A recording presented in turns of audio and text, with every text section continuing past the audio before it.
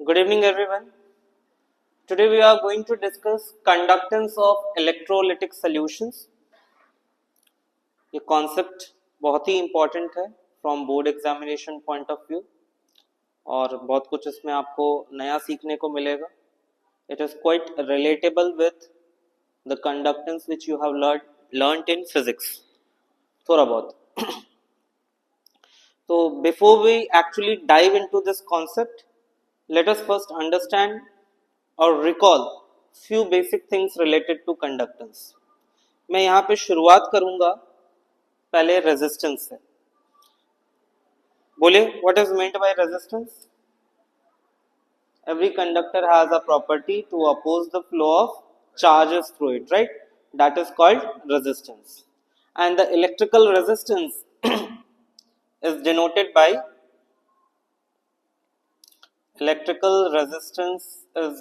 by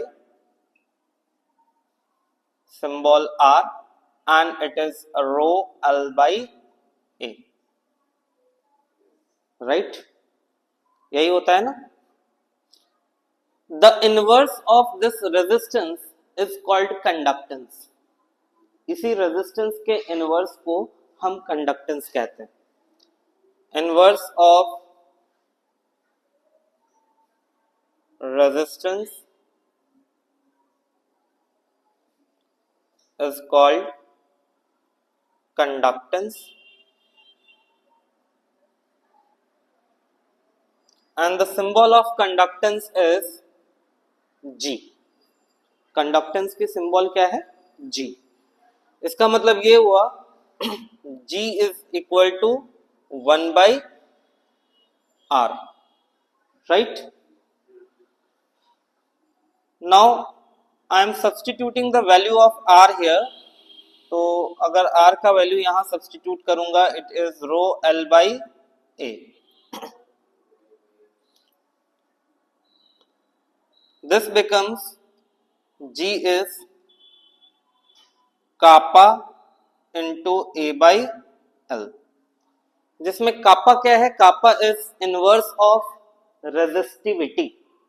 जैसे resistance का formula मैंने रो L by A लिखा. रो क्या है? रो is specific resistance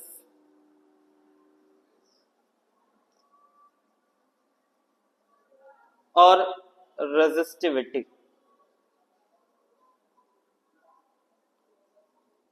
specific resistance और रेजिस्टिविटी. और IUPAC के रिकमेंडेशन में रेजिस्टिविटी टर्म यूज करने को कहा है. तो रेस्ट ऑफ द चैप्टर हम स्पेसिफिक रेजिस्टेंस ना कह के अगेन एंड अगेन रेजिस्टिविटी की ही बात करेंगे. स्पेसिफिक रेजिस्टेंस की और रेजिस्टिविटी दोनों ही कहा जाता है इनको, लेकिन IUPAC का कहना है that it should be called resistivity rather than specific resistance. तो हम रेजिस्टिविटी टर्म ही यूज करेंगे. सेम वे यहाँ पे inverse of resistivity, inverse of resistivity क्या होगा? Conductivity. So kappa is conductivity. क्या याद रखोगे? वेयर कापा, क्या बोलते हैं इसको? Kappa is inverse of resistivity. Yes, inverse of resistivity, and it is called specific conductance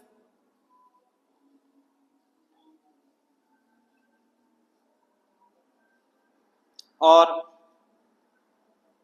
conductivity. This is called specific conductance और कंडक्टिविटी. तो जिस तरह से यहाँ पे स्पेसिफिक रेजिस्टेंस और रेजिस्टिविटी में रेजिस्टिविटी टर्म का यूज किया जाता है, वैसे ही आउट ऑफ स्पेसिफिक कंडक्टेंस और कंडक्टिविटी हम क्या यूज करेंगे? We will be calling it conductivity. So kappa क्या है? Kappa is inverse of resistivity, that is rho. 1 by rho is kappa. Fine. 1 by rho is kappa and it is called conductivity. Let's discuss a few things about their unit as well. आपको पता है resistance की unit क्या होती है? Resistance unit is ohm. Symbolically हम ऐसे लिखते हैं, राइट? और रेजिस्टिविटी का यूनिट क्या होता है? रेजिस्टिविटी इज नहीं, रेजिस्टिविटी बोल रहा हूं, इट इज ओम मीटर और ओम सेंटीमीटर। ओम मीटर और ओम सेंटीमीटर। कैसे ये ओम मीटर और ओम सेंटीमीटर आता है पता है? Why the unit of resistivity is ohm metre और ओम सेंटीमीटर, इसकी क्लैरिटी है? नहीं। चलिए, यहां पे ये जो फॉर्मूला है R is equal to rho L by A, उसमें मैं रो का फॉर्मूला बना रहा हूं, तो रो क्या हो जाएगा? R into A by L. अब मुझे ये बताओ कि R की यूनिट क्या होती है? ओम। एरिया का यूनिट क्या होता है? Metre square. और लेंथ का यूनिट क्या होता है? मीटर। क्या बचा? Ohm metre. So that is why unit of resistivity is ohm metre. इसमें कन्वर्जन याद रखना, 1 ohm metre is 100 ohm centimetre and 1 ohm centimetre is equal to क्या होगा बोलो? 10 to the power minus 2 ohm metre. Clear है Sunny? Easy है ना? Simple basic mathematics use कर रहा हूं यहां पे, ठीक है? इसी तरह आप मुझे जरा सा सोच के बताइए कि यहां पे कंडक्टेंस की यूनिट क्या होनी चाहिए? Unit of conductance, what should be the unit of conductance?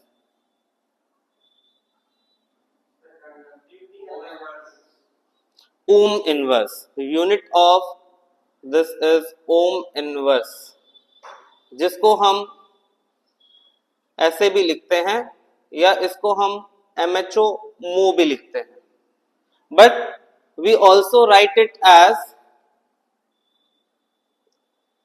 Simons and symbolically we represent it as S। Siemens का S स्मॉल होगा। Fine.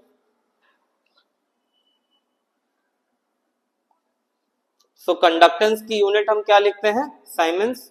Symbolically it is S। Then what will be the unit of conductivity? Conductivity की unit क्या होगी?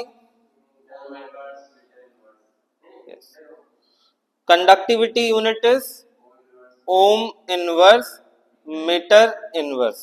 Good. अब आपको पता है कि ओम इनवर्स क्या है? ओम इनवर्स तो साइमन है, तो साइमन और इसके साथ क्या आएगा? Metre inverse. So this is siemens metre inverse. और जैसे यहां हमने कन्वर्जन देखा, वैसे ही यहां पे भी कन्वर्जन वैलिड है। 1 siemens metre inverse is equal to 100 siemens centimetre inverse, या फिर 1 siemens centimetre inverse is 10 to the power minus 2 siemens metre inverse. है ना simple, easy?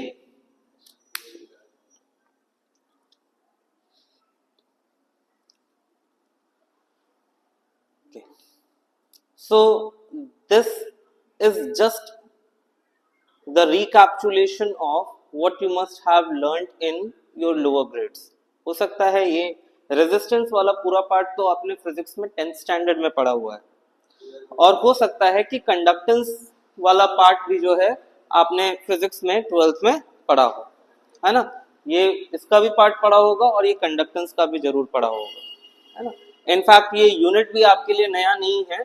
You must have used this unit Simon also in physics. Use किया है ना? नहीं use किया है? ठीक है, चलिए तो अभी समझ लीजिए। ओम इनवर्स को ही मो कहते हैं, ठीक है, MHO। और हम इस मो यूनिट का यूज केमिस्ट्री में कम करेंगे, हम साइमन ज्यादा यूज करेंगे, ठीक है, ये याद रखिएगा। चलिए अब हम ये समझते हैं कि when we talk about the conductance of any metal, please पहले ये समझ लीजिए फिर लिख लीजिएगा। when we talk about the conductance of any metal और मेटालिक कंडक्टर की कंडक्टेंस की बात करें अगर हम, तो in case of metals the conductance is because of flow of electrons, right? Metal में इलेक्ट्रॉनिक कंडक्टेंस ही होता है ना। मेटल इलेक्ट्रिसिटी क्यों कंडक्ट करता है? Because of flow of free electrons. That is why the conductance of metal is known as electronic conductance, है ना। That is because of the free electrons and that conductance in the case of metal depends upon nature of the metal, the structure of the metal, the number of valence electrons present in the metal atom and temperature. किन factors पे depend करेगा? Metallic conductance और electronic conductance metal का किस पे depend करेगा? Nature of metal. Nature of metal क्यों? Because we know very well that some metal have very low conductance whereas some metal have very high conductance. Metals those have very high conductance, they are good conductors. ऐसे metal जिनका conductance बहुत high है वो क्या होंगे? Good conductors. metals those have very low conductance, they are insulators. ऐसे metal जिनकी conductance बहुत ही लो है वो क्या होंगे? Insulators. And then comes the semiconductors which actually lies between these two ranges. Semiconductors की कंडक्टेंस ना बहुत ज्यादा हाई होती है और ना बहुत ज्यादा लो होती है ना। So semiconductors also are very known to you. Then comes superconductors also. सुना होगा आपने, फिजिक्स में कई बार सुना होगा super conductors. Super conductors are those which have ideally zero resistance और से इनफाइनाइट कंडक्टेंस। सुपर कंडक्टर्स क्या होते हैं? सुपर कंडक्टर्स जो हैं they ideally have zero resistance और से इनफाइनाइट कंडक्टेंस। और अर्लियर डेज में ऐसा माना जाता था that some special material, some special kind of the metals at a very low temperature of around 15 kelvin behaves like super conductors. But अब कुछ डिकेड्स पहले सुपर कंडक्टर्स में और भी मटेरियल्स डिस्कवर हुए।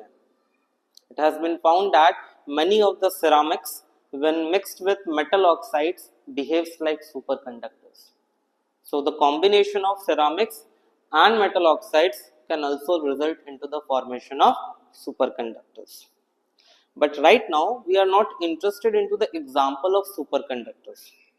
We only have to know how the conductance will be related with insulators, good conductors, bad conductors, semiconductors and superconductors. Conductance की value से हम ये कैसे आइडेंटिफाई करेंगे कि वो मटेरियल गुड कंडक्टर है, बैड कंडक्टर है या इंसुलेटर है या फिर वो सेमी कंडक्टर है या फिर वो सुपर कंडक्टर है? ये सिर्फ पता आपको होना चाहिए। उसके सुपर कंडक्टर्स के स्पेसिफिक एग्जांपल्स अभी आपको जरूरत नहीं है। और कैसे याद रखोगे, कैसे रिलेट करोगे? तो अगर कंडक्टेंस वैल्यू बहुत ही हाई हुई, सनी कंडक्टेंस वैल्यू बहुत हाई हुई तो नेचर क्या होगा? Good conductor.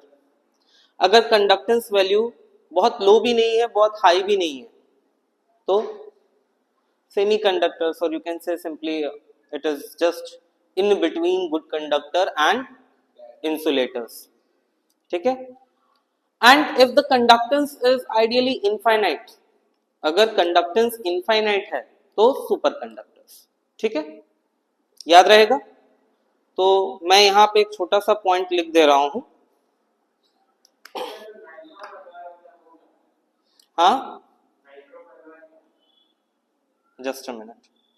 Conductance of metals are due to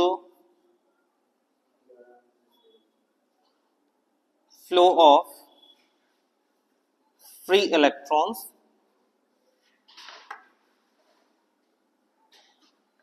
and conductance in them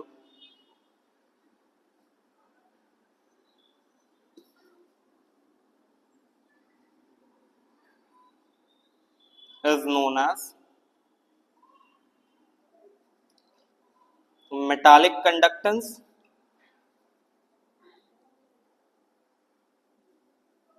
और इलेक्ट्रॉनिक कंडक्टेंस। इसको क्या कहते हैं? मेटालिक कंडक्टेंस और इलेक्ट्रॉनिक कंडक्टेंस। और क्या बताया मैंने किन फैक्टर्स पे डिपेंड करता है? इलेक्ट्रॉनिक कंडक्टेंस डिपेंड्स ऑन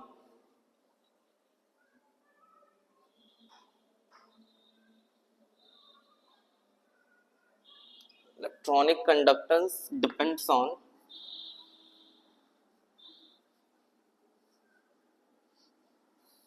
क्या क्या फैक्टर बताए थे? Nature of metal,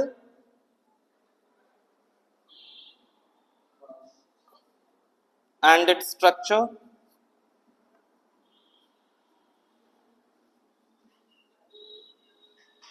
second it depends on number of valence electrons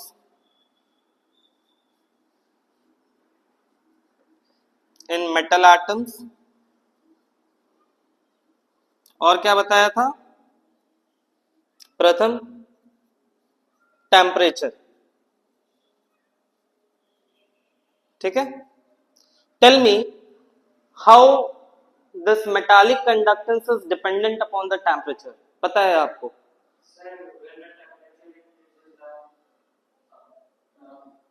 conductance decreases, है ना? with increase in temperature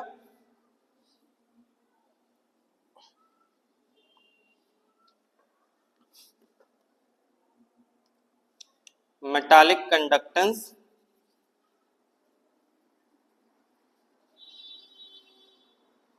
decreases। यही ना? यही है ना मेटल के केस में? हाँ,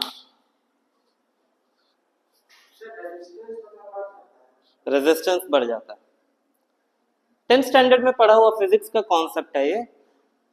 What happens when the temperature is raised? The atom of the metals start vibrating with the larger amplitudes. So, for the flow of electron, a hindrance is created, an obstacle is created, and because of this reason, the resistance increase. So, resistance increase होगा तो conductance decrease हो जाएगा, right? Sunny यहाँ तक clear है? ठीक। अब मुझे ये बताइए कि इलेक्ट्रोलाइट्स में हमें क्या पढ़ना? हमें तो इलेक्ट्रोलिटिक सॉल्यूशन का कंडक्टेंस पढ़ना है ना, और मैं धीरे धीरे आपको उसी तरफ ले जा रहा हूं। तो जिस तरह से मैंने मेटल के कंडक्टेंस को इलेक्ट्रॉनिक कंडक्टेंस या मेटालिक कंडक्टेंस कहा, वैसे ही आपको ये सोचना है कि इलेक्ट्रोलाइट की जो कंडक्टेंस होगी वो कंडक्टेंस किस वजह से होगी?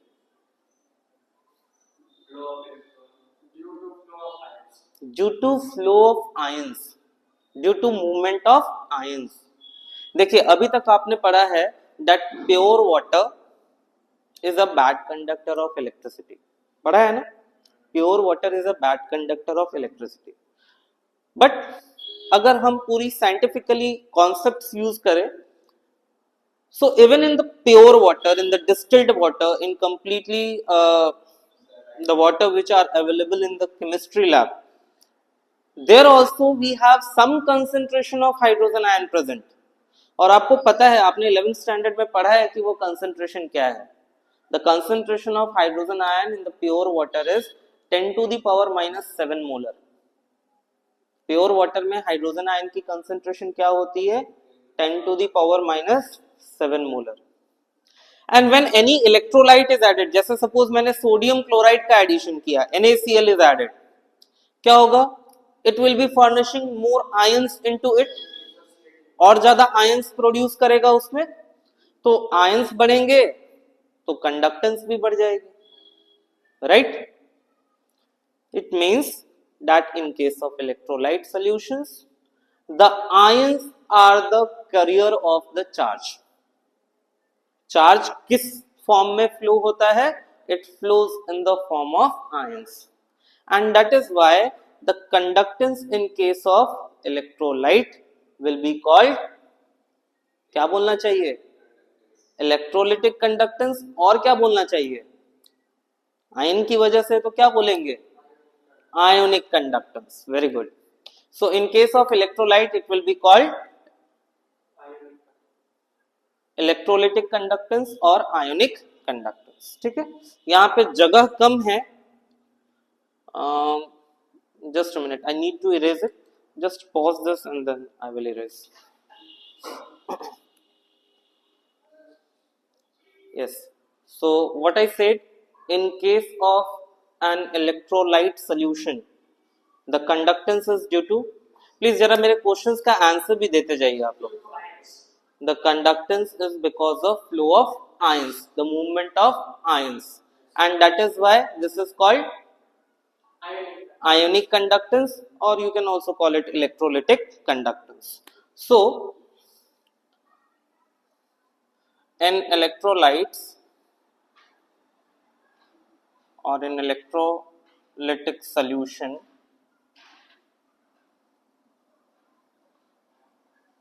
the conductance is due to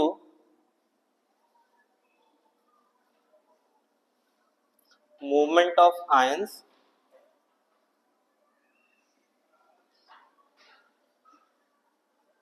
and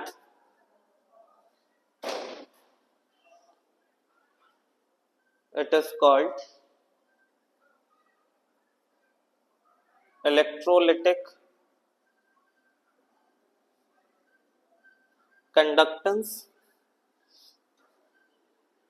or ionic conductance.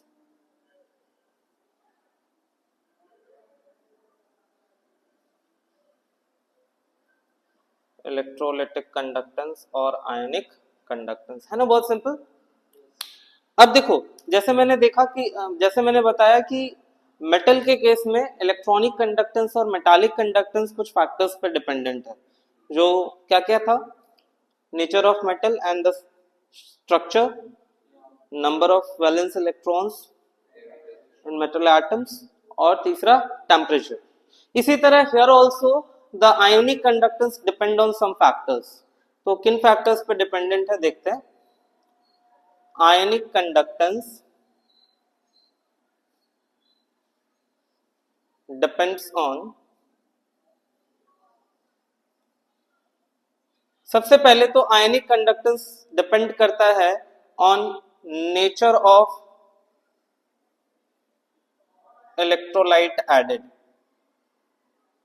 Nature of electrolyte added. मतलब नेचर से यहां क्या मतलब है? नेचर से यहां मतलब है कि जिस इलेक्ट्रोलाइट का आपने एडिशन किया है, whether it does a complete dissociation और a partial dissociation into solvent. That means whether it is a strong electrolyte और अ वीक इलेक्ट्रोलाइट। ठीक है।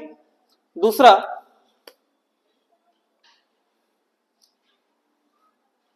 it depends on size of ions produced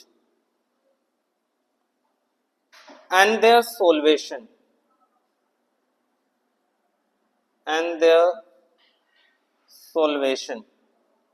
ions जो produce हुए, what is the size of those ions and how it is solvated in the solvent.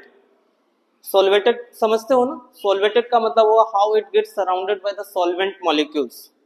That also decides ionic conductance. तीसरा factor है nature of solvent and its viscosity. Nature of solvent and the viscosity of the solvent. Solvent का nature, whether it is a polar solvent or non-polar solvent, and what is the viscosity of the solvent, that also decides ionic conductance. अगर viscosity ज़्यादा हुई, मान लो electrolyte strong है, it is a strong electrolyte, लेकिन viscosity high है, तो will the ions will viscosity नहीं समझते हो? Viscosity का मतलब हुआ the hindrance in the flow of fluids. Fluid जब फ्लो होता है ना, तो फ्लूइड के लेयर्स के बीच देयर इज अ फ्रिक्शन, उस फ्रिक्शन को विस्कोसिटी कहते हैं. ठीक है, जैसे आप देखो वाटर आप तुरंत फ्लो होता है, केरोसिन थोड़ा सा गिरा तुरंत फ्लो हो जाता है, स्प्रेड हो जाता है, बट हनी कितना थिक होता है, उस विस्कोसिटी हाई होती है. तो हाँ, मतलब लेयर्स के बीच friction is smooth and better than friction it is more convenient to use viscosity, क्योंकि फ्लूइड में जो ये लेयर्स के बीच जो होगा फोर्स, इसको हम विस्कोसिटी ही कहते हैं. तो अब मुझे ये बताइए कि अगर स्ट्रॉन्ग इलेक्ट्रोलाइट है लेकिन वो ऐसे सॉल्वेंट में ऐड किया जा रहा है जिसकी विस्कोसिटी हाई है, तो क्या होगा? क्या आयंस फ्रीली इजिली मूव कर पाएंगे? तो आयनिक कंडक्टेंस पे असर होगा ना. चलिए, नेक्स्ट फैक्टर है concentration of electrolyte. concentration of electrolyte. electrolyte आपने कितना ऐड किया है, that also decides the ionic conductance. and fifth one is temperature. fifth one क्या है? temperature. लेकिन यहां याद रखना कंडक्टेंस, सॉरी मैं ऐसा लिखता हूं, ionic conductance increases with rise in temperature.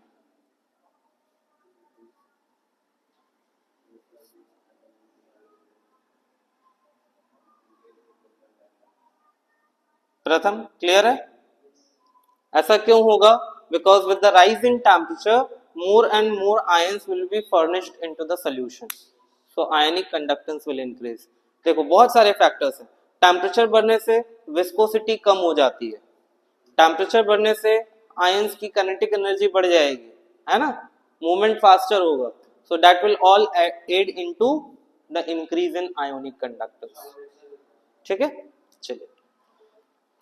लेकिन ये जो इलेक्ट्रोलिटिक कंडक्टेंस है और इसमें जो इलेक्ट्रोलाइट है ना, ये बेचारे बहुत ही बेचारे हैं. क्यों? इसको समझिएगा. सनी समझ लो फिर लिखना. देखिए, अगर हमें मेटल की कंडक्टेंस मेजर करनी हो तो मेटल की कंडक्टेंस मेजर करना आसान होता है. मेटल को आप बड़े आसानी से किसी सर्किट में कंप्लीट कर सकते हो with the help of wire, and bye connecting it with the in the circuit you can measure its resistance. आप उसकी रेजिस्टेंस मेजर कर सकते हो और रेजिस्टेंस से आप उसकी कंडक्टेंस कैलकुलेट कर सकते हो. इनफैक्ट फिजिक्स में आपका एक एक्सपेरिमेंट भी है, उस एक्सपेरिमेंट को कहते हैं Wheatstone bridge experiment. Wheatstone bridge experiment is used to determine resistance of an unknown resistor, है ना. अननोन रेजिस्टर या किसी अननोन कंडक्टर के रेजिस्टेंस को डिटरमाइन करने के लिए व्हीटस्टोन ब्रिज का एक्सपेरिमेंट किया जाता है. और व्हीटस्टोन ब्रिज एक्सपेरिमेंट में बड़े आसानी से आप मेटल कंडक्टर्स को वायर से कनेक्ट करके आप उसकी रेजिस्टेंस और रेजिस्टेंस से कंडक्टेंस डिटरमाइन कर सकते हो. दूसरी ये बात है कि whenever the current flows through the metal conductor, whether it is a direct current or an alternating current, there is no change in the composition of the metal. Suppose एक metal conductor है, आपने उसको किसी battery से किसी DC voltage से connect किया है. जैसे ही आप पोटेंशियल डिफरेंस मतलब जैसे ही आप दोनों एंड को सोर्स से कनेक्ट करोगे, electrons will flow from one end to another. There is no change in the composition of the metal. Current flow stop होने के बाद वो मेटल वैसा ही रहेगा, उसकी कंपोजिशन चेंज नहीं हुई है. लेकिन इलेक्ट्रोलिटिक सॉल्यूशंस के साथ ये दो प्रॉब्लम है. पहला प्रॉब्लम ये है कि electrolytic solutions can not be connected in the circuit the way we connect metallic conductors. Resistance determine करने के लिए जिस तरह से हम मेटल कंडक्टर्स को कनेक्ट करते हैं सर्किट में, उस तरह से सॉल्यूशंस को तो वायर से कनेक्ट नहीं कर सकते, right? Connecting them in the circuit is little difficult. दूसरा,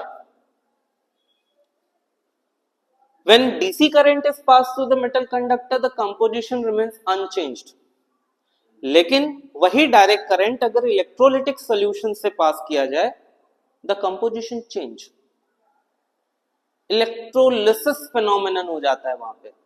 इट कॉज इलेक्ट्रोलिसिस, आपने पढ़ा हुआ है लोअर ग्रेड्स में, 7th 8th में भी पढ़ा हुआ है ना? एसिडुलेटेड वाटर से इलेक्ट्रिसिटी पास करने पे decomposes into hydrogen and oxygen gas, composition change हो गई, राइट? सो इलेक्ट्रोलाइट्स के कंडक्टेंस को मेजर करने के लिए दो बड़े बड़े प्रॉब्लम है, मेजर प्रॉब्लम्स। क्या है? पहला प्रॉब्लम क्या है? That the electrolytic solution can not be connected in the circuit with the help of wires. दूसरा, that the use of DC current will change the composition of electrolytic solution or will change the composition of the electrolyte. Now, to overcome these two problems in the measurement of ionic conductance, we have solutions. The first solution is we make use of a specially devised cell which is known as conductivity cell. जो पहला problem था ना कि हम solutions को circuit में metal की तरह कनेक्ट नहीं कर सकते, इस प्रॉब्लम को ओवरकम करने के लिए हम स्पेशल टाइप ऑफ सेल का यूज करते हैं जिसको कहते हैं conductivity cell. Don't be confuse, अभी डायग्राम ड्रॉ करके मैं बताऊंगा कि कंडक्टिविटी सेल होता क्या है, ठीक है? दूसरा, in place of direct current alternating current will be used. Problem क्या है कि डायरेक्ट करंट इलेक्ट्रोलाइट को डिकम्पोज कर देता है, यही ना? कोई नहीं, हम डायरेक्ट करंट यूज ही नहीं करेंगे, we will be using alternating current. तो ये याद रखना, मल्टीपल चॉइस क्वेश्चन में, इवन कॉम्पिटिटिव एग्जामिनेशंस में ये क्वेश्चंस आते हैं। The problem faced in measuring और in determining the conductance of electrolyte solution, 3-4 statements दिया रहेगा और उसमें बोलेगा from the above the correct statements are, उसमें आपको आइडेंटिफाई करना पड़ेगा। तो ये दो रीजन एकदम माइंड में क्लियर होना चाहिए कि आयोनिक कंडक्टेंस और इलेक्ट्रोलिटिक कंडक्टेंस को मेजर करने में क्या परेशानी है। पहली परेशानी, मेटल की तरह ये सर्किट में कनेक्ट नहीं हो सकता with the help of wires, और दूसरा, हम डायरेक्ट करंट यूज नहीं कर सकते। और इसके सॉल्यूशंस भी हैं। पहला solution, use of conductivity cell, और दूसरा, in place of direct current we will be using alternating current, ठीक है? तो अभी मैं कंडक्टिविटी सेल वाला पार्ट यहाँ बताऊंगा आपको। I will just draw the diagram, और कंडक्टिविटी सेल से we will see that how the conductance of electrolyte is determined और how the ionic conductance is determined, okay? और वही हमारा आज का टॉपिक लास्ट होगा, then we will take numerical questions based on it. Please switch off. Yes, so for the measurement of conductivity of electrolytic solutions, as we discussed, there are two problems. What are the problems? Use of DC current changes composition of electrolyte, and the second problem is we cannot connect the electrolytic solution in this Wheatstone bridge as we connect the metal conductors, right?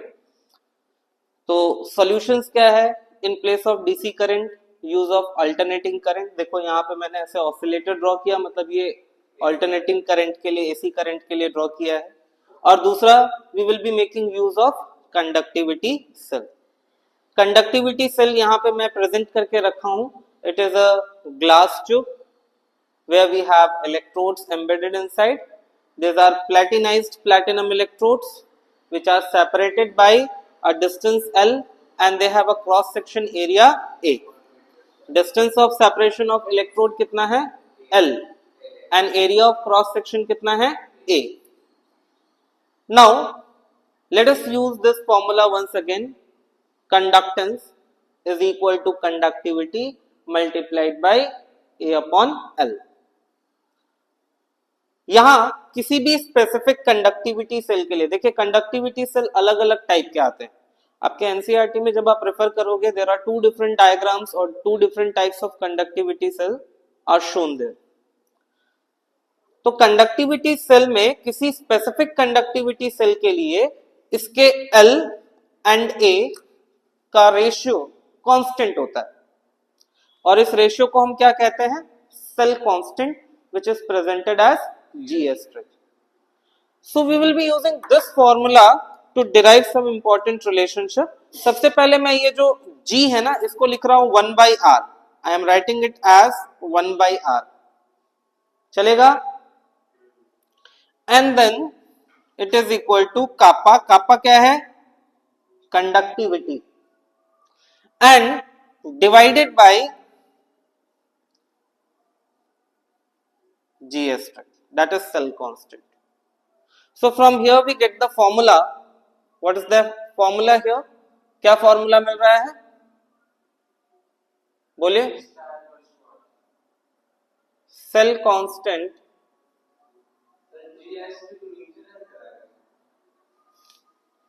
L by A, इसको हम 1 by R is equal to kappa upon L by A लिख सकते हैं, और L by A की जगह पे मैंने G asterisk रखा, cell constant. So cell constant G asterisk is, बोले क्या है? kappa multiplied by R. This is kappa multiplied by R. Simple. kappa multiplied by R, है ना simple? kappa multiplied by R. और अगर इसी से हमें कंडक्टिविटी डिटरमाइन करनी हो तो कंडक्टिविटी क्या हो जाएगा? Conductivity that is kappa is equal to, बोलो क्या होगा? Cell constant that is G asterisk upon resistance that is R, है ना? तो kappa is equal to G asterisk by R. अब देखिए, अब इसको समझिएगा, 2 मिनट जरा पॉज ले लो, 2 मिनट में समझ लो थ्योरी क्या है। अब देखिए, सेल कांस्टेंट कैसे मेजर किया जाएगा या कंडक्टिविटी सेल कैसे यूज किया जाएगा, इसको समझना जरूरी है। बात यह है कि सेल कांस्टेंट के लिए आपको इलेक्ट्रोड के बीच का distance L and area of cross section of electrode A चाहिए, जिसकी मेजरमेंट जो है ना डिफिकल्ट होती है। आपने ग्लास ट्यूब के अंदर डाल दिया, उसके बाद फिर द मेजरमेंट इज डिफिकल्ट।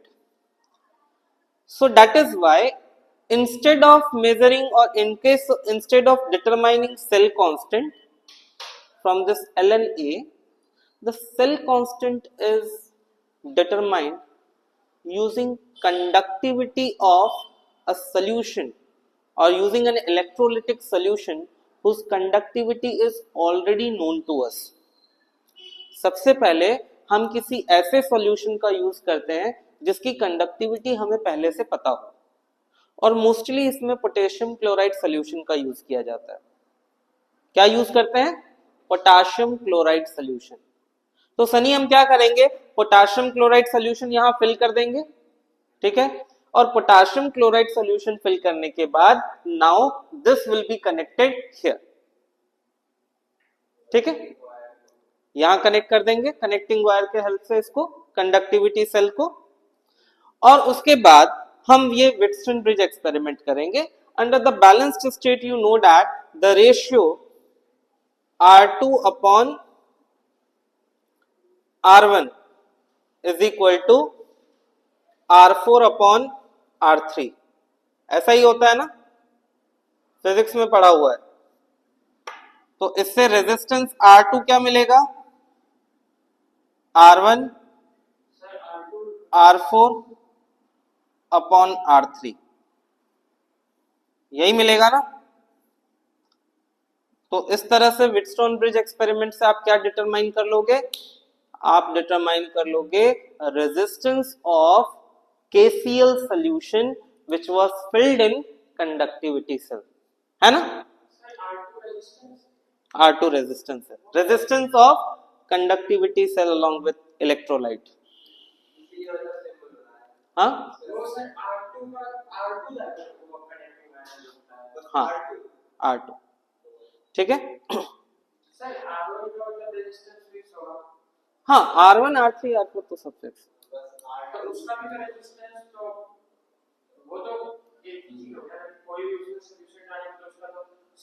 हाँ तो सेम कैसे हो जाएगा,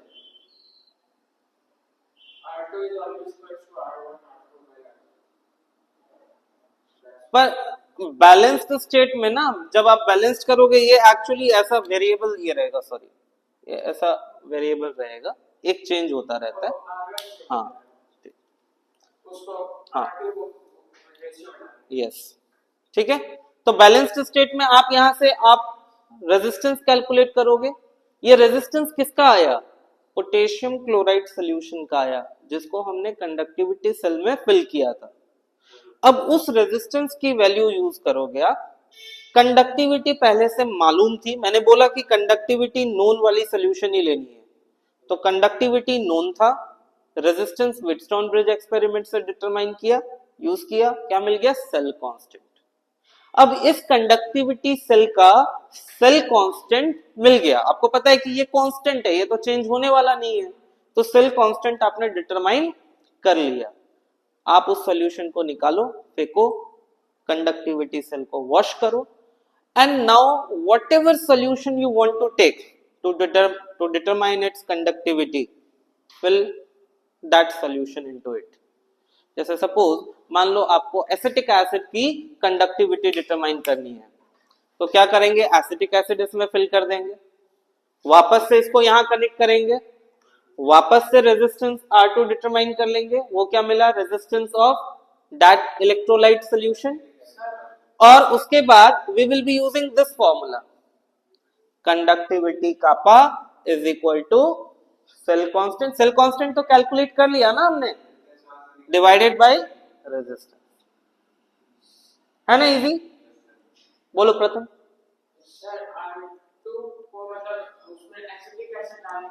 तो फिर R1 तो सर रियल स्टेट चेंज होगा, उसको ऐसे बनाए, हाँ तो R1 का जो रियल स्टेट चेंज होगा वो R1 का रेजिस्टेंस पता चलेगा। हाँ वो तो बैलेंस्ड, मतलब व्हीटस्टोन ब्रिज एक्सपेरिमेंट आपने किया है, नहीं किया है, हाँ किया है, हाँ आपके सिलेबस में है व्हीटस्टोन ब्रिज एक्सपेरिमेंट, पता है, वो परफॉर्म करोगे तो आपको खुद ही पता चलेगा कि वहां पे जो है, जब हमें वो जॉकी की देते हैं, उससे हमें बैलेंस करना पड़ता है रीडिंग्स को, मीटर को, निडल को, तो उसके लिए हम साथ में जो हमको वो रजिस्टर बॉक्स दिया रहता है, उसमें हम डिफरेंट डिफरेंट रजिस्टर्स डाल के उसकी वैल्यूज भी चेंज करते रहते हैं, और वो नोन होता है कि हमने क्या इंसर्ट किया है, वो नोन होता है, ठीक है।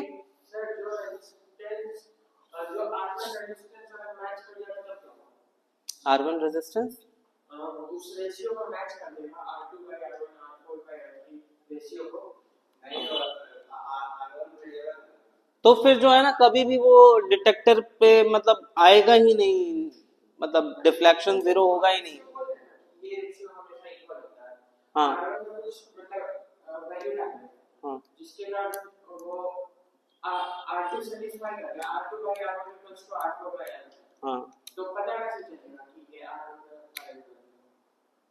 वो सेटिस्फाई कैसे कर रहा है, ये अरे R1 की हम जो भी वैल्यूज डालते हैं ना, वो हमें नोन होती है, वो पता चलता है वहां पे हमें, हाँ, और R3 R4 तो फिक्स्ड ही है, तो उसके बाद क्या होता है जिससे पता चल जाता है कि R1 का ये मतलब 2 ओम डालना R1 का, तो आपको यहाँ पे व्हीटस्टोन ब्रिज को कंप्लीट बैलेंस्ड स्टेट में लाने के लिए अलग अलग वैल्यूज इंसर्ट करनी होगी ना रजिस्टर की। R1 वो पूरी बॉक्स देते हैं, उसमें अलग अलग रजिस्टर का आप वैल्यू इंसर्ट करोगे ना, तो वहां से आपको वो R1 मिलेगा। Getting it? एक बार व्हीटस्टोन ब्रिज एक्सपेरिमेंट जो है, एक वेबसाइट है ओलैप्स, ओलैप्स करके एक वेबसाइट है, जिसपे आप वर्चुअली भी जो है प्रैक्टिकल्स देख सकते हो, और उसका एक स्टिमुलेटर्स ऐप भी होता है जिसमें आप उसको समझ के परफॉर्म भी कर सकते हो वर्चुअली। तो एक बार आप ये परफॉर्म करके देखिएगा, आज ही देखिएगा। मैं आपको बता देता हूँ कौन से लैब की बात कर रहा हूँ मैं, ठीक है? अभी पहले ये समझो, यहाँ पे जो ज्यादा इंपॉर्टेंट है वो समझिए। मैंने क्या बताया कि we are going to make use of conductivity cell for measuring conductivity of electrolytic solutions. तो सबसे पहले हमने क्या किया, यहाँ पे कंडक्टिविटी सेल लिया। कंडक्टिविटी सेल में हमने इंट्रोड्यूस किया कि इसके बीच का जो सेपरेशन है वो है लेंथ L, और area of cross section of electrodes क्या है, A। और किसी एक पर्टिकुलर कंडक्टिविटी सेल के लिए L/A की रेशियो कांस्टेंट होती है, ठीक है? उसके बाद ये वाला जो फॉर्मूला था हमारे पास, इसी फॉर्मूला को हमने यूज करते हुए यहाँ पे ये ऑब्टेन किया 1/R is equal to kappa by G asterisk, means 1 by resistance is equal to conductivity of the electrolyte divided by cell constant, ठीक है? इसके बाद सेल कांस्टेंट का एक्सप्रेशन डिराइव किया, और सेल कांस्टेंट के एक्सप्रेशन के बाद हमने कंडक्टिविटी कापा का भी एक्सप्रेशन ऑब्टेन कर लिया। अब मैं आगे क्या कह रहा हूं कि सेल कांस्टेंट को डिटरमाइन करने के लिए ये जो L और A की रेशियो है, इसमें लेंथ और area of cross section electrodes का मेजर करना दोनों ही डिफिकल्ट है, और वो उतना फ्रूटफुल भी नहीं है, मतलब उतना एरर फ्री भी नहीं है। तो that is why we do not go by measuring L and A for determining cell constant. Cell constant हम कैसे डिटरमाइन करते हैं, बोलो कैसे डिटरमाइन करते हैं? तो first we use an electrolytic solution whose conductivity is known to us। हम किसी ऐसे इलेक्ट्रोलिटिक सॉल्यूशन का यूज करेंगे जिसकी कंडक्टिविटी हमें पहले से मालूम हो, और इसमें ज्यादातर KCl सॉल्यूशन का यूज किया जाता है। सो पोटेशियम क्लोराइड सॉल्यूशन हमने यहाँ यूज किया, उसकी कंडक्टिविटी हमें मालूम थी, गिवन थी, और फिर इसे यहाँ कनेक्ट किया। यहाँ कनेक्ट करने के बाद व्हीटस्टोन ब्रिज एक्सपेरिमेंट से हमें क्या मिला, रेजिस्टेंस ऑफ KCl सॉल्यूशन, और resistance of KCl solution find करने के बाद हमने यहां सब्स्टिट्यूट किया और क्या निकाल लिया, सेल कांस्टेंट। अब आपको पता है कि सेल कांस्टेंट तो गिवन कंडक्टिविटी सेल के लिए कांस्टेंट है। एक सॉल्यूशन यूज करके आपने डिटरमाइन कर लिया है सेल कांस्टेंट। अब आपको अपनी कंडक्टिविटी सेल को प्रॉपर्ली वॉश कर लेना है, और जिस किसी भी इलेक्ट्रोलिटिक सॉल्यूशन की कंडक्टिविटी डिटरमाइन करनी हो उसको इसमें फिल करो, उसकी रेजिस्टेंस डिटरमाइन करो and substitute in this formula. Cell constant मालूम होगी, रेजिस्टेंस यहां से मिल जाएगी, क्या मिल जाएगा आपको, कंडक्टिविटी, दैट इज कापा, है ना, सिंपल। सेम यही चीज हम न्यूमेरिकल्स में यूज करने वाले। आप यहाँ पे जब तक थ्योरी ये कॉन्सेप्ट नहीं समझोगे कि किसका क्या एप्लीकेशन है, क्या यूज है, इसका न्यूमेरिकल क्वेश्चन भी नहीं सॉल्व कर पाओगे। कई लोग ऐसा होता है न्यूमेरिकल को समझते हैं कि just it is the game of formula, formula खेलना है, लेकिन ऐसा नहीं होता है। जब तक आपको कॉन्सेप्चुअल क्लैरिटी नहीं है, आपसे न्यूमेरिकल भी इजिली सॉल्व नहीं होंगे। तो याद रखिएगा कि solution of known conductivity will be used to determine cell constant, and once we determine cell constant then we can find conductivity of other electrolytic solutions, किसी का भी, ठीक है। चलिए अब एक चीज समझिएगा, मैंने आपको थोड़ी देर पहले बताया था कि कंडक्टेंस और conductivity of electrolyte solutions are dependent upon so many factors. वो नेचर ऑफ इलेक्ट्रोलाइट पे डिपेंड करता है, आयंस के साइज पे डिपेंड करता है, आयंस के सॉल्वेशन पे डिपेंड करता है ना। मतलब कंसंट्रेशन चेंज होने पे कंडक्टिविटी चेंज हो जाएगी, नेचर ऑफ इलेक्ट्रोलाइट चेंज होने पे कंडक्टिविटी चेंज मिलेगी, राइट। तो कंडक्टिविटी और ज्यादा मतलब इस पर्टिकुलर पार्ट को मीनिंगफुल बनाने के लिए chemist then introduced molar conductivity. क्या इंट्रोड्यूस किया गया? Molar conductivity. और ये बहुत सिंपल है, मोलर कंडक्टिविटी। मोलर कंडक्टिविटी क्या होता है? मोलर कंडक्टिविटी इज, क्या लगता है आपको, बोलो, what should be molar conductivity?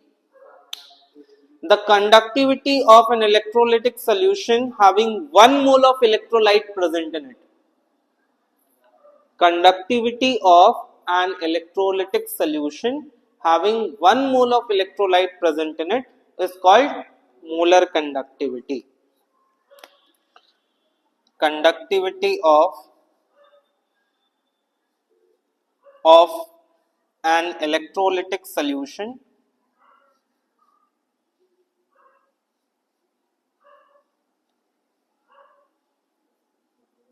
having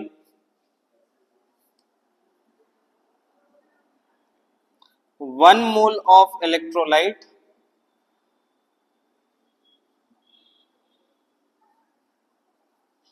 present in it.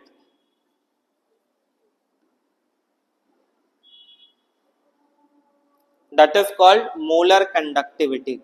Sunny please यहां ध्यान दीजिए, बहुत इंपॉर्टेंट टॉपिक है। इसी को हम कहते हैं molar conductivity. As per formula, molar conductivity is written as lambda m is equal to kappa by c. क्या होगा? lambda m is equal to kappa by c. Molar conductivity is equal to kappa, that is conductivity by concentration of solution in molarity. ठीक है। अब unit क्या होती है molar conductivity की, वो देखिए। Unit of lambda M is siemens metre square mole inverse और siemens centimetre square mole inverse. और इन दोनों ही यूनिट में लैम्बडा एम का फॉर्मूला लिटिल बिट चेंज होता है। वो फॉर्मूला कैसे चेंज होता है और कैसे याद रखना है वो मैं आपको बता रहा हूं, ठीक है।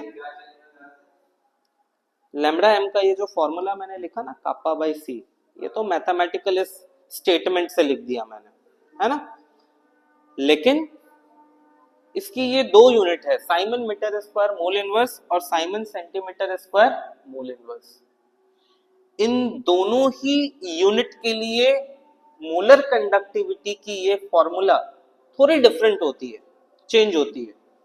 कैसे डिफरेंट होती है वो आप यहां ध्यान दीजिए कि कैसे निकाला जाता है।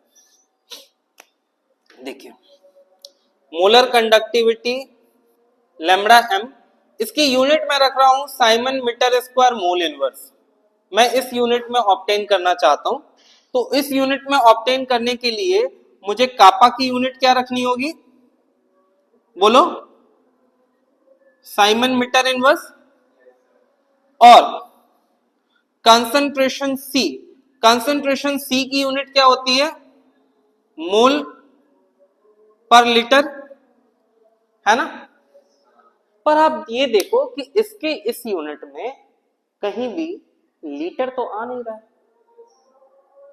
That means you will have to convert litre unit here into metre और मीटर क्यूब। तो आपको पता है, क्या पता है आपको, बोलो,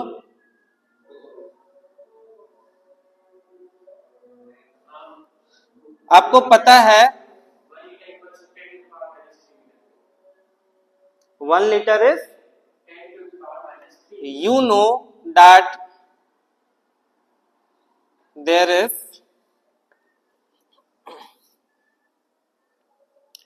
1000 of liter in a meter cube, right? So 1000 liter per meter cube, ये पता है ना आपको। अगर इसको मैं सॉल्व करूं तो ये आपको इसी यूनिट में आएगा। कैसे? मीटर क्यूब ऊपर जाएगा, मीटर स्क्वायर हो जाएगा, और ये मोल ऊपर जाएगा तो मोल इनवर्स हो जाएगा, लीटर इनवर्स और ये लीटर कैंसल हो जाएगा, तो you will be getting this unit, है ना। तो आपको पता चला कि siemens metre square mole inverse में आपको क्या फॉर्मूला यूज करना है, kappa by C into 1000, kappa by C into 1000। इसी तरह दूसरा फॉर्मूला मैं कहां लिखूं, कहां लिखूं बोलो, यही नीचे लिखूं, स्पेस कम है थोड़ा, lambda M siemens centimetre square mole inverse. इसमें कापा किस यूनिट में होना चाहिए, very good, siemens centimetre inverse, और कंसंट्रेशन सी तो वही सेम मोल लीटर इनवर्स में ही होगा, होगा ना। और यहां पे सेंटीमीटर में कन्वर्जन करना है, तो सेंटीमीटर में कन्वर्जन के लिए आपको पता होना चाहिए that 1000 centimetre cube is present in 1 litre, है ना। तो आप देखो ये लीटर नीचे आ जाएगा, लीटर इनवर्स और लीटर कैंसल आउट, मोल ऊपर जाके मोल इनवर्स हो जाएगा, और सेंटीमीटर इनवर्स और सेंटीमीटर क्यूब क्या बचेगा, सेंटीमीटर स्क्वायर। ठीक है, पक्का समझ में आ रहा है, हाँ, तो ये याद रखिएगा।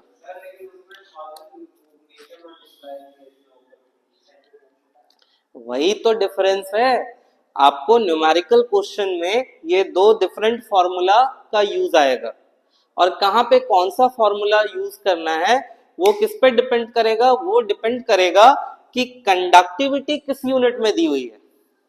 अगर कंडक्टिविटी साइमन मीटर इनवर्स में दी हुई है तो आपको ये फॉर्मूला यूज करना होगा, तो आपका molar conductivity siemens metre square mole inverse में आएगा। अगर कंडक्टिविटी साइमन सेंटीमीटर इनवर्स में दी हुई है तो आपको ये फॉर्मूला यूज करना होगा, और molar conductivity Simon centimetre square mole inverse में आएगा। ठीक है, क्लियर, सनी क्लियर है ना। चलिए एक चीज मुझे बताइए, लास्ट कहां पे मैं लिखूं, यहां लिख देता हूं, 1 साइमन सेंटीमीटर स्क्वायर, सॉरी पहले मीटर लेते हैं, 1 siemens metre square mole inverse that will be equal to 10 to the power 4 Simon centimetre square mole inverse, है ना। अरे मीटर को सेंटीमीटर में कन्वर्ट करने के लिए 10 टू दी पावर 2 से मल्टीप्लाई करते हैं, तो यहाँ मीटर स्क्वायर है तो 10 टू दी पावर 2 का स्क्वायर 10 टू दी पावर 4। इसी तरह 1 siemens centimetre square mole inverse क्या होगा बोलो, siemens metre square mole inverse. Easy, अरे जस्ट उल्टा है, आपने बोला था ना उधर साइमन सेंटीमीटर इनवर्स को जब हमने साइमन मीटर इनवर्स में कन्वर्ट किया था, आपने बोला था ना 10 टू दी पावर -2।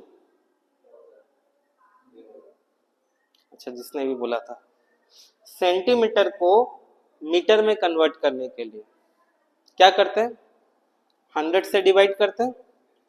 100 से डिवाइड करना मतलब 10 टू दी पावर -2 से मल्टीप्लाई करना, तो यहां स्क्वायर है तो 10 टू दी पावर -2 का स्क्वायर हो जाएगा। ठीक है, चलिए ये पार्ट क्लियर है सनी, इसमें बिल्कुल कंफ्यूजन नहीं होना चाहिए। मैं आपको बता दूं, brilliant students, I know many of the students who have cleared NEET and IIT in their journey, आगे जाके उन्होंने नीट और आईआईटी तक क्लियर कर लिया, बट बोर्ड एग्जामिनेशन में और उसके पहले वाले टेस्ट में they used to make mistakes in these two formula. याद रखिएगा कि यहाँ पे ये फॉर्मूला हम क्यों यूज कर रहे हैं और कैसे कैसे हमें ये siemens metre square mole inverse में मिल रहा है और ये साइमन सेंटीमीटर स्क्वायर। हाँ, लेकिन ये जो तरीका है ना कि मीटर में निकालना है तो हम 1000 से डिवाइड करेंगे, सेंटीमीटर में 1000 से मल्टीप्लाई करेंगे, ये 10 दिन के बाद जो है ना इंटरचेंज भी हो जाता है ना। इससे ज्यादा बेटर है कि ये क्लैरिटी रखो कि जब साइमन मीटर इनवर्स में दिया हो तो we have to obtain it in siemens metre square mole inverse, and how the mathematical conversion are किया, कैसे किस तरह से मैंने इसको इस यूनिट में डाला, एडजस्ट किया है, वो ध्यान रखिएगा। ठीक है, चलिए, I think that's all for today. We have 2 numerical questions, we will quickly discuss that and then we will wind up. Okay.